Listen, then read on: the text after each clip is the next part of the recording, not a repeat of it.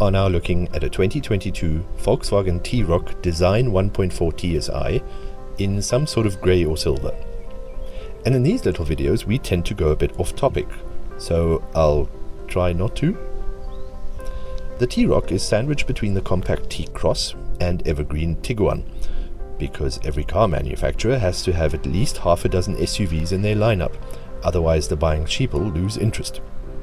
So here it is, with its friendly yet confident face, bulbous wheel arches and Germanic silhouette, culminating in a slightly overstyled rear end. This also depends on trim level, but this handsome test car had silver scuff and diffuser elements, ill-placed fake exhausts, beveled light clusters and plenty of design lines. This is all contrasted by a jet black roof and chrome accents, making the T-Roc a fine-looking machine indeed, in our humble opinions. The recent facelift nipped and tucked a few of those aforementioned design lines, but its trademark inlaid front indicators are still here and easily identify this as a Troc. It's much the same story inside this updated model, so you'll find the swooping new steering wheel with its soft new logo, and multiple remote controls for audio, cruise and display settings. The gauge cluster in this vehicle is fully digital, with plenty of options to customize the design and information on offer. VW interiors can be a drab affair, no thanks to the company's insistence on using the Ford Model T color palette when deciding on cabin hues. Happily, this T-Roc had one of the lightest VW cockpits we've laid eyes on, with medium grey inserts, white stitching and a bright headliner material. Seat comfort is on the firm side, especially at the back, but head and legroom are both sufficient for 4 adults, showcasing how neatly this car fits between the rather snug T-Cross and more generous Tiguan. Same for the boot and fuel tank, at 445 to 1290 litres of cargo capacity, plus a 50-litre petrol tank. VW claims average fuel consumption of 6.3 litres per 100 kilometers.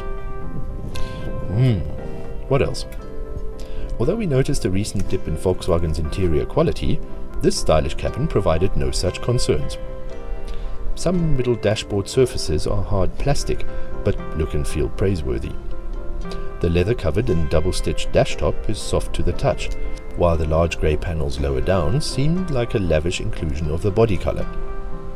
Not everyone liked the piano black trim, as it can easily show fingerprints and scratches. Most occupants delighted in the fairly intuitive climate controls and media/infotainment screen. Thanks to a physical volume knob and simplified layout, it is a perfect antidote to the train smash we experienced in a new Touareg. Ditto for the position of the central air vents, because in here they actually work. Speaking of which, we were fortunate to have a 1.4 TSI Tiguan Allspace underfoot not long before this vehicle. However, where the Allspace was lethargic in an alarming number of daily traffic situations, this T-Roc 1.4 TSI was nippy and responsive. Almost perfect. The only hurdle preventing perfection is the gearbox shift algorithm in anything but sporty modes. No doubt inspired by EU emissions policies, this will shift up earlier than most of our testers would have liked, so there's an occasional delay in power delivery. Plant your right foot in the carpet, and that wonderful urgency in sport mode makes for delightfully rude gear changes, culminating in first and second gear wheel chirps. Volkswagen of South Africa claims 0 to 100 in 8.4 seconds, but our best attempt took a full 9 seconds.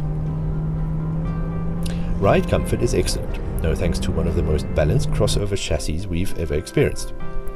How so? Well, it's derived from the best-selling and highly refined Golf platform. What also helped this vehicle was its base design specification, with 215/65 R17 wheels. The sportier R-line has thinner sidewalls and hence inferior low-speed damping. Speaking of which, and to start summing up, the T-Roc is also available with a jolly exciting 2-litre TSI motor, in either design or R-line trim, essentially offering you the chance of driving a watered-down but jacked-up Golf GTI. If that's your cup of tea, go for it, but I, for one, would be perfectly content with this well-rounded base model in the range, which, by the way, is a bit of a VW trademark.